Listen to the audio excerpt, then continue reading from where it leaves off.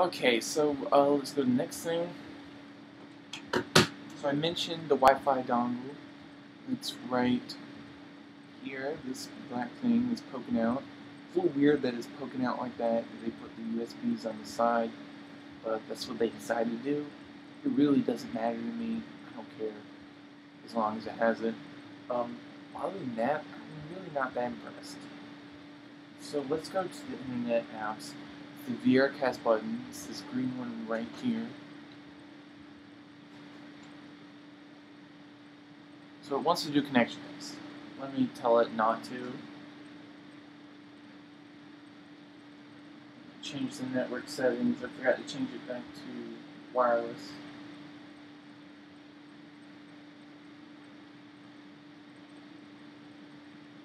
Okay, so it's going to do a connection test. It didn't work. Okay. Now I don't know if this is a problem just because I'm in the dorm, but this does occasionally happen. I'm pressing retry and it's not working. But that's not really a problem. It's really more my environment's fault. But once I get connected, and I really wish I could show you guys. Okay, now it's working. Once I get connected, you're going to see basically a 3x3 grid of a bunch of apps. And your apps are like Facebook. It should work. It's Facebook, Twitter, YouTube, Netflix, Hulu, Plus. There's some sports stuff. Still not working. Weather, news, games. Haven't tried the games. The games require. Oh, here it is. The games require an SD card. These are like $20 if you get 16 gigabytes. Stuff like that. And it'll keep your source of video right in the middle, or somewhere on the screen usually, if you're doing something. And so on the home VRCast or VR Connect, that's what it's called. VR Connect screen, it'll keep it in the middle, and then everything else is right around the edges. And you could also customize it. You can customize which one goes where. There are also different planes. You probably can't see it, I don't think. You can do more. And so it'll just go through these. Okay, that's not what I meant.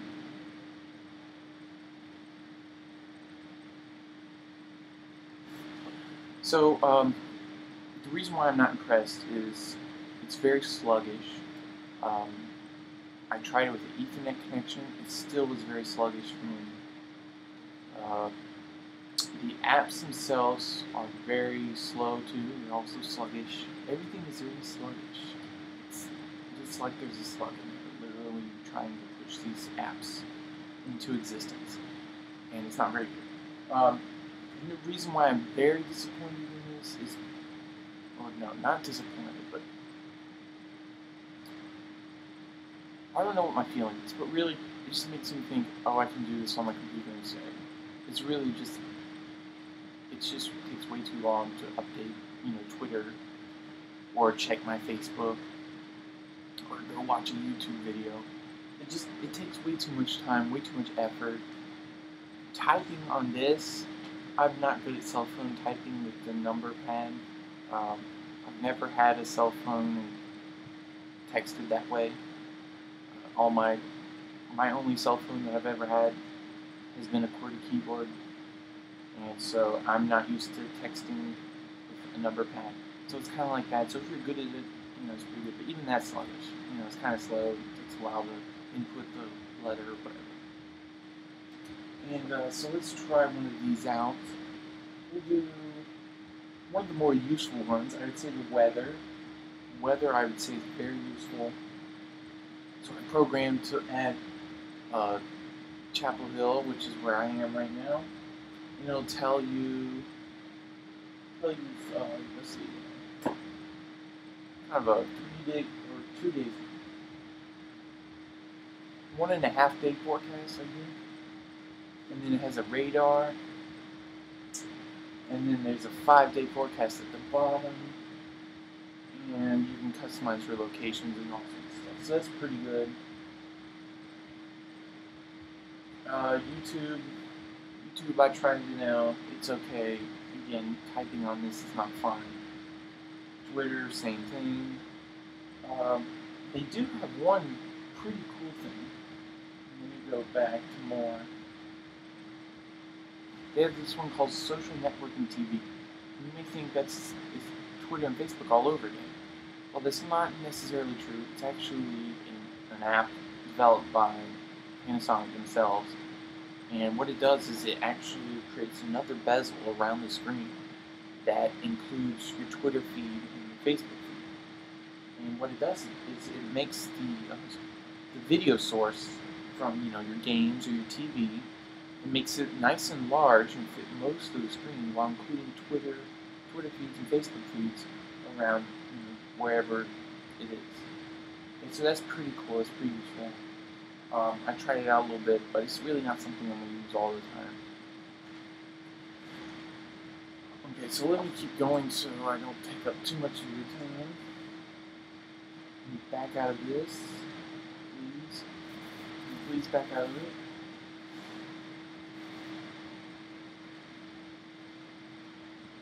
Alright, so let's go to VR tools. Okay, so we got 3D, VR Connect, Media Player, DLNA, VR Link, Game Mode, and Eco. Game Mode and Eco, really not useful at all. VR Link is useful if you have other Panasonic products, but really not useful to most people. DLNA, that's pretty cool if you have a DLNA server, and I strongly suggest looking up online how to create one for free. I actually created one, and it works with the PS3. I'm going to use it to show off the 3D movie a little later. And so that's pretty cool, but I suggest using it with a PS3 instead because it's a little faster. Really, everything with the TV is pretty slow, but that's every TV. It's expected a little bit. Media Player will let you play USB movies, music, and images. You can do like slideshows with images. You can do music playlists. You just play all your music that's on your USB drive or USB thumb drive. It has to be in TFS or FAT32, something like that. So if you're a Mac user, that might be a little inconvenient because Mac uses HFS Plus, a little different.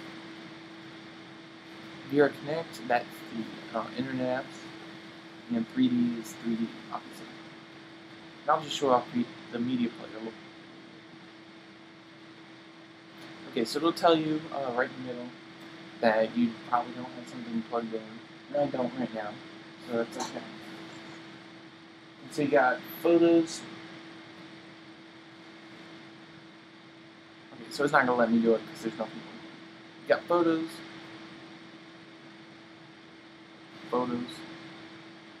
videos, and music. And so you just click on those and you can browse everything on your thumb drive that fits those descriptions. And I haven't had much success with it. I tried to watch some movies on it. Didn't work. They were MKV files. It says they support it, but it didn't work. I'm sure it would work better. I did try with pictures. Pictures worked pretty well. But coming from a Mac computer, I think it added these hidden files that were really weird. And it showed up saying that the file was not supported. So, again, Mac users might have a difficult time with it. And then music, I haven't tried it because I really don't get it. And so that's that. Now we're going to go to the 2D to 3D conversion. So I'm going to do a separate review of these guys, but I'm going to talk about the actual the 3D things that the TV does, not what the glasses do. So I'm going to turn them on real quick. And so to do this, you hit the 3D button, and if it's a 3D source, the TV will automatically recognize that, and you'll mash, because usually it's like two planes side by side, like if you're about to cross-eyed, do cross-eyed. and it'll mash those together, 60 hertz each, I guess, and then it'll automatically give you 3D viewing mode. You just put on your 3D glasses if they're turned on and start watching. But if it's not 3D, then you can do the 2D to 3D conversion just by pressing the 3D button, and it'll look like that. It's a little bit fuzzier, and so if you were to put on these glasses like this, yes, I realize this doesn't work, but I'm just doing this for the lulz. But see, it works on me, because I'm a human, and you're just a person on a computer. And so it's like coming out at me, because that's what 3D does, right?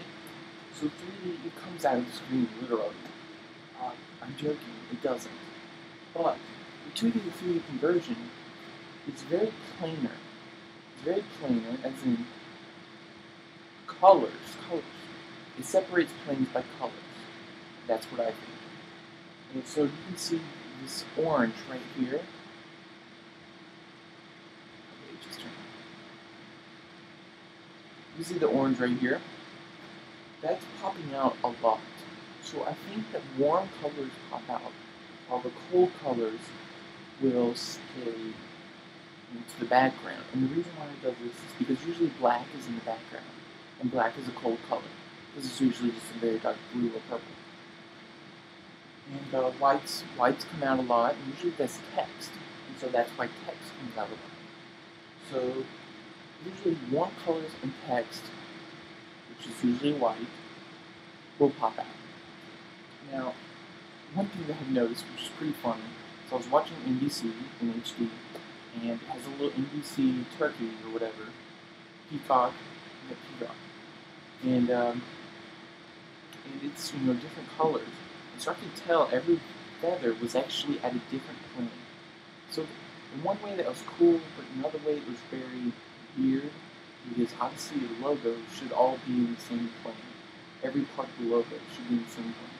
The logo itself wouldn't have different parts popping out, but the logo might be on a different plane than the rest of the screen, which it does do. It does do that, or it seems to. So that's pretty cool. So overall, I'm pretty happy with the 2D to 3D conversion. It's certainly not something you should buy a 2D to 3D converting TV for, but it's still good to create your own source of 3D images from stuff like this. And it's a little bit more impressive with video games when you're actually playing. Motorstorm Apocalypse is a 3D video game, just like Gran Turismo 5 and Uncharted 3. They're all 3D games. Sony has a lot of them. On the Xbox, they have Arkham City. Arkham City is 3D. Maybe a few others, but a little bit less than Sony. There's less support on there to Microsoft, because Microsoft is good. I shouldn't have said that. Microsoft is not a very nice company. Let's just put it that way. I'm not very happy with them. Anyways, they're actually acting like Apple a lot, which is pretty funny. And Apple's not acting like Apple, kind of. See, Apple usually uses technology that's tried and true, but lately they have, with Thunderbolt, that's something that's completely new. No one had before. iPad, no one had that before, really. So they've been creating new technology, but while they used to stay behind, Microsoft is now becoming the one that stays behind, and with their software at least. Yeah. And Sony's kind of been that one that's really gone with newer technologies such as 3D. I think that's all I have to say about the 2D 3D conversion. So let's talk about the native 3D. So Motorstorm Apocalypse, like I was saying, is a native 3D game. So you won't have to do the 3D conversion. He'll actually ask you if you want 3D. And I would say yes, of course I do, because I have 3D glasses right here. I was not impressed with Motorstorm Apocalypse. There's a lot of ghosting. There was not too much depth. And really that was the only two problems. With the ghosting, ghosting was noticeable. It's also called crosstalk. Ghosting, crosstalk, same thing. It creates, what it does is it adds an extra edge. It's usually when the glasses in the TV source are out of sync or something like that. And usually it's the TV salt, I think. I'm not sure. But that's really the only time I noticed it that's really emphasized. So 2D3 version on this right here, this battlefield, I cannot see any ghosting at all. It's very crisp, clear 3D viewing, very plain, like I said, and it's not even native. But with most of the Apocalypse, it was pretty bad. But that was the only thing. Yeah, so native 3D with movies. So now I'm going to show you that. Oh, let's see. I don't want to click it in.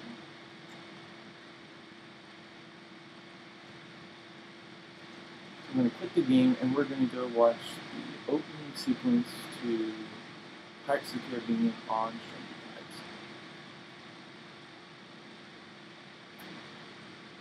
So I got to stream it from my computer using that DLNA software.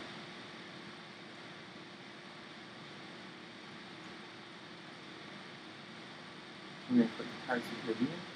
I'm just going to watch the opening sequence because I don't want to get hit with any copyright stuff.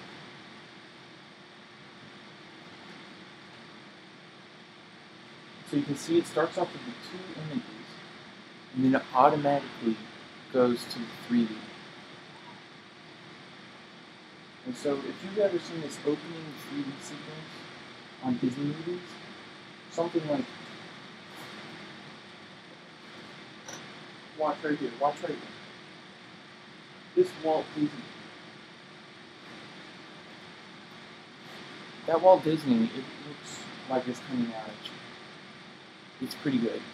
I should also say that the ghosting does get more noticeable as you get closer, so the further away you sit from the TV, the better it is.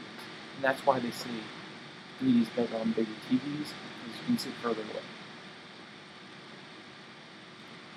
Okay, input lag. Now, in my written impressions on my unboxing, I talked about input lag seeming to be a pretty big problem. And early in the video, I said that I actually fixed that by going into the settings and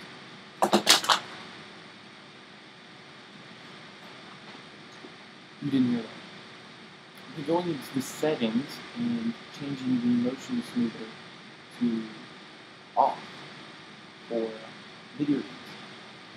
And I think that actually has helped. It's still noticeable in games like Battlefield 3. I don't really know what to say about that. Some people online who said they haven't noticed it.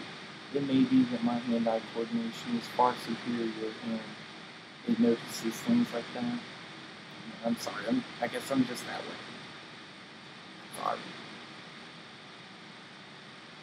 And so for some people it may be a problem. Some people might not even notice it. And if you have 3D on, it could get worse. Because anything that the TV does to process the image, it makes it slower input lag.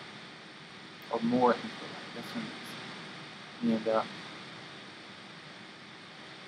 And that's what makes the input lag worse. Is processes. I was about to say processations. That would also be a joyful condition. And let's see, in sound. Sound is pretty good. Has some settings that you can mess around with.